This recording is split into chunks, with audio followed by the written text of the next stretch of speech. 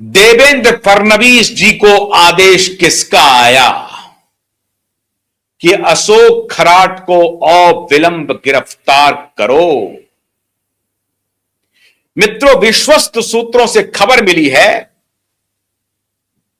कि केंद्रीय गृह मंत्री अमित शाह ने सीधा महाराष्ट्र सरकार को कहा है कि उस व्यक्ति का पता लगाओ जिस व्यक्ति ने अशोक खराट को हमसे मिलाया, मुलाकात करवाया।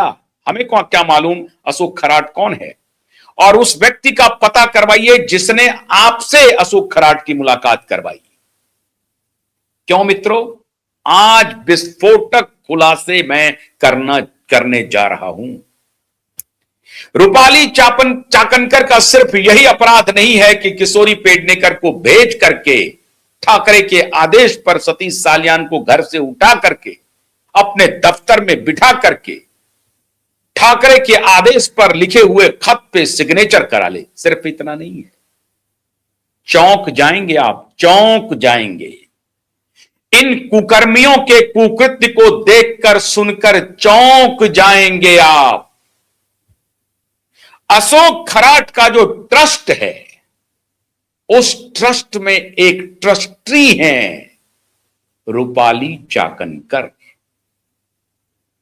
अब आपके पैर के नीचे से जमीन खिसक गई या नहीं खिसकी, या बाकी है?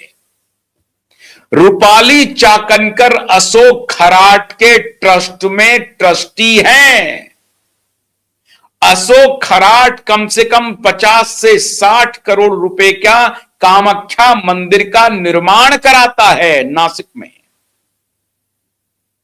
और ये रूपाली चाकनकर अशोक खराट का पैर धोती है। रूपाली चाकनकर को इसीलिए बनाया गया 2021 में दिशा के मृत्यु के बाद कि अगर मीडिया में यह प्रकरण आई, जो उस वक्त आ रही थी, तो कोई भी जो काम होगा वो सीधे महिला आयोग पर जाएगा, और महिला आयोग तक जब जाएगा तो महिला आयोग में तो हमारी दोस्त बैठी हैं, और हमारी दोस्त हमारे खिलाफ कोई आदेश नहीं करेंगी। तो हमारी दोस्त जो हैं वो सीधा सीधा हमारे पक्ष में फैसले करेंगी। अब अशोक खराट के ट्रस्ट में ट्रस्टी हैं, आदित्य ठाकरे के इशारे पर काम कर रही हैं, करोड़ों रुपए के मंदिर निर्माण हो रहे हैं, बेटा गिरफ्तार हो चुका है अशोक खराट का, पत्नी कल्पना फरार है, पुलिस उसके पीछे पड़ी हुई है। केंद्रीय गृह मंत्री अमित शाह का आदेश गया है महाराष्ट्र सरकार को कि उस व्यक्ति को तलाशिए जिसने अशोक खराट से हमारी मुलाकात करवाई, उस व्यक्ति को तलाशिए जिसने आपसे, फडणवीस से अशोक खराट की मुलाकात करवाई। एक बात तो तय मान के चलिए, अमित शाह जी का डंडा चलना शुरू हुआ है। इसीलिए खबर आ रही है अशोक खराट, रूपाली चाकनकर और आदित्य ठाकरे के नार्को टेस्ट होने वाले हैं, होंगे।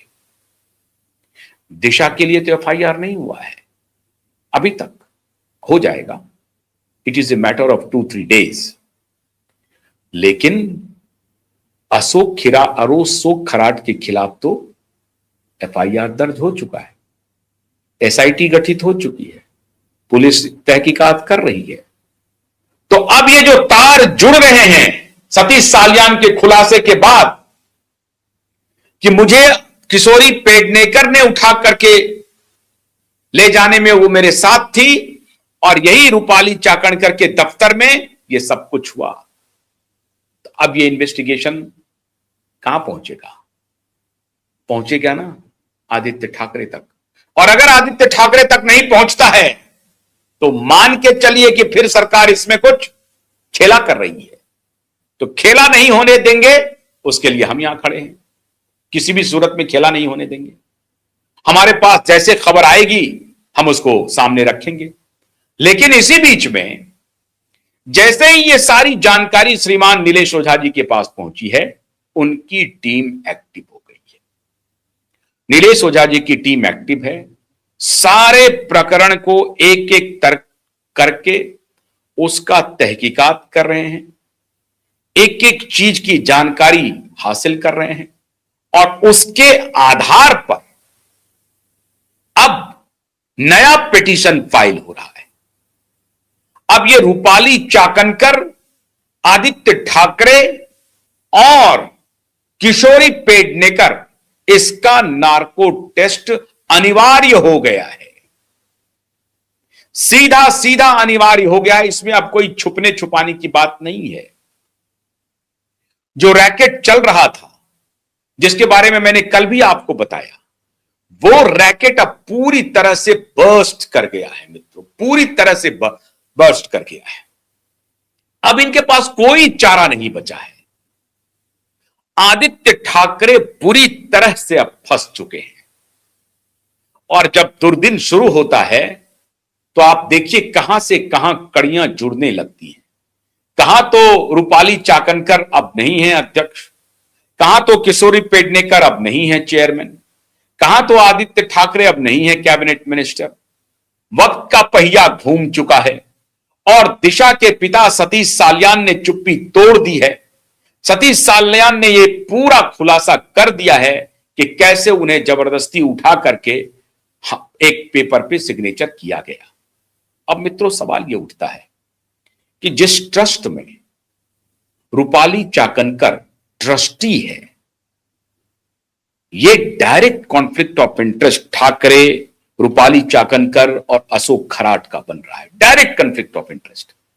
आप एक कौसी जुडिशियल पोस्ट पर मौजूद हैं, आप जज की भूमिका में भी हैं, वहां पर आप जज हैं, एक न्यायिक अधिकारी की पूरी हैसियत आप में समाहित है, पूरी शक्ति आपके अंदर विराजमान है। यह कौसी जुडिशियल पोजीशन है। वो महिला आयोग का चेयरपर्सन होने का यही मतलब है। आप महिला आयोग की चेयरपर्सन हैं। आपको आदेश, आपको किसकी रक्षा करनी थी? महिलाओं की रक्षा करनी थी, लड़कियों की रक्षा करनी थी, पीड़ितों की रक्षा करनी थी। आप रक्षा किसकी कर रहे हैं? बहाना क्या बना रहे हैं? जो सवाल उठा रहा है उसके खिलाफ आप कह रहे हैं कि वो आपका अपमान कर रहा है। आपको तो यह कहना चाहिए कि अगर नितेश राणे और नीलेश राणे जो जिम्मेदार कैबिनेट मिनिस्टर हैं, वो ये कह रहे हैं, पिताजी कैबिनेट मिनिस्टर हैं, बेटा पॉलिटिक्स में हैं, वो भी नेता हैं, दोनों पिता पुत्र कह रहे हैं कि इनके साथ बीभत्स काम हुआ है और उसके बाद उसकी हत्या हुई है, तो महिला आयोग की चेयरपर्सन का पहला काम क्या था? पहला काम था कि इमीडिएटली पुलिस को यह आदेश देती कि आप एफआईआर रजिस्टर कीजिए, क्योंकि कैबिनेट मिनिस्टर ये डिमांड कर रहे हैं। एरू गैरू नत्थू खैरू नहीं कर रहे हैं, और आज चलता हुआ कोई इंसान नहीं कर रहा है। कैबिनेट मिनिस्टर का यह डिमांड है, आपको इमीडिएटली एफआईआर दर्ज करना चाहिए। एफआईआर क्या हुआ? दर्ज नहीं हुआ। आदेश जाना चाहिए था या नहीं जाना चाहिए था? आप समझिए कि क्या ये महिला कहलाने लायक हैं? रूपाली चाकनकर, क्या किशोरी पेडनेकर महिला कहलाने लायक हैं? जिस तरह से आदित्य ठाकरे के इशारे पर उन्होंने ये कृत्य किया है, वो महिला की हितैषी हो सकती हैं? वो न्याय दे सकती हैं? क्या रूपाली चाकनकर ने न्याय दिया? नहीं दिया। अब इसके गुनहगार कौन हैं? जिस पार्टी से वो संबद्ध हैं, उस पार्टी के नेता भी इससे नहीं बच सकते हैं, स्वयं शरद भाऊ पवार भी नहीं बच सकते हैं। और इसीलिए अब ये जांच की आंच आगे बढ़ेगी और उसमें यह भी खंगाला जाएगा कि एनसीपी के कौन कौन नेता इस रैकेट में शामिल हैं, कौन कौन नेता शिवसेना, उद्धव के, ठाकरे के कौन कौन गुर्गे हैं जो इस पूरे प्रकरण में शामिल हैं। इसकी तहकीकात अब अवश्यंभावी हो गई है। ये मान के चलिए कि जो एसआईटी है वो इन्वेस्टिगेशन करेगी और नार्को टेस्ट का डिमांड का लेटर अभी जा रहा है नीलेश ओझा जी की तरफ से। सतीश साल्यान के इस खुलासे के बाद अब ये कोर्ट में पूरी दिशा बदल जाएगी। आप कल्पना नहीं कर सकते हैं कि अदालत में जब हियरिंग होगी और जब यह प्रकरण सामने आएगा, अदालत का गुस्सा 7वें आसमान पर होगा। तो अभी जो अशोक खराट के खिलाफ एफआईआर है, वो एक्सटेंड करेगा रूपाली चाकनकर के खिलाफ और किशोरी पेडनेकर के भी खिलाफ। और वो अगर वो स्टिंग के ऑडियो और वीडियो मौजूद हैं और वो अगर अदालत के पास पहुंचते हैं, तो समझिए दूध का दूध पानी का पानी हो जाता है। लेकिन ये सारी बातें अब अदालत के संज्ञान में हैं। मैं चीफ जस्टिस चंद्रशेखर जी से अनुरोध करता हूं हाथ जोड़ करके कि पूरे देश की निगाह आप पर टिकी हुई है। आप न्याय दे सकते हैं, न्याय के प्रहरी हैं। आप उस मंदिर की लाज को बचाइए, आप न्याय दीजिए और इन बेईमानों, इन भ्रष्टाचारियों, इन कुकृत्य करने वाले कदाचारियों के खिलाफ स्ट्रिंजेंट एक्शन हो, इसका आदेश हो। सिर्फ एफआईआर नहीं, एफआईआर के बाद कोर्ट मॉनिटर्ड इन्वेस्टिगेशन की जो प्रार्थना है नीलेश ओझा जी की, उसे आप स्वीकार करें। ये पूरा देश आपसे हाथ जोड़कर विनती करता है और हमें उम्मीद है कि अगली सुनवाई जब होगी तो आप न्याय की लाज रखेंगे, आप किसी के दबाव में नहीं आएंगे। सारे दबाव से ऊपर ईश्वर आपको देख रहे हैं, किसी के दबाव में नहीं, न मोदी के दबाव में, न फडणवीस के दबाव में, न ठाकरे के दबाव में। कोई ऑलमाइटी नहीं है, सबसे बड़ा ऑलमाइटी है जस्टिस, ईश्वर। ईश्वर आपको देख रहे हैं। न्याय की आपको अगर दरकार है, न्याय के आप अगर रक्षक हैं, तो आप निश्चित रूप से आज सैकड़ों करोड़ जनता की, देश और दुनिया भर की निगाह आप पर लगी हुई है। यह केस मामूली केस नहीं है, इसलिए मैं इस केस को लड़ रहा हूं।